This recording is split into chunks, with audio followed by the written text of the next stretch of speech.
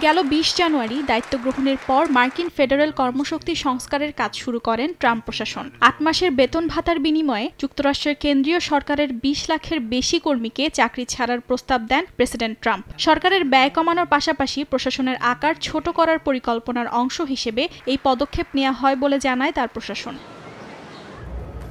৪০,০০০-এর বেশি কর্মী ট্রাম্পের স্বেচ্ছায় পদত্যাগের প্রস্তাবটি গ্রহণ করেছেন, যাদের বেতন সেপ্টেম্বরের ৩০ তারিখ পর্যন্ত দেয়া হবে। তবে অনেক কর্মী এই চুক্তির শর্তাবলী নিয়ে বিভ্রান্তির মধ্যে রয়েছেন। এর মধ্যেই ট্রাম্পের প্রস্তাব সাময়িকভাবে স্থগিত করেছেন মার্কিন আদালত। আগামী সোমবার পর্যন্ত স্থগিত থাকবে বলে জানান আদালতের বিচারক। এই সাময়িক স্থগিতাদেশকে ইতিবাচক হিসেবে দেখছে হোয়াইট হাউস।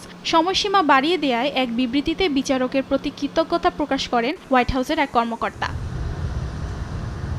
এদিকে মার্কিন প্রেসিডেন্টের এই পরিকল্পনার মাধ্যমে দক্ষ সরকারি কর্মীদের সরিয়ে রাজনৈতিকভাবে মনোনীত ব্যক্তিদের ও বেসরকারি ঠিকাদারদের আনা হচ্ছে বলে দাবি করেছে American Federation for Government Employees. আর ট্রাম্পের সিদ্ধান্ত জাতীয় নিরাপত্তার জন্য ঝুঁকি সৃষ্টি করতে পারে বলে উদ্বেগ প্রকাশ করেছেন দেশটির কেন্দ্রীয় গোয়েন্দা সংস্থার সাবেক এক কর্মকর্তা।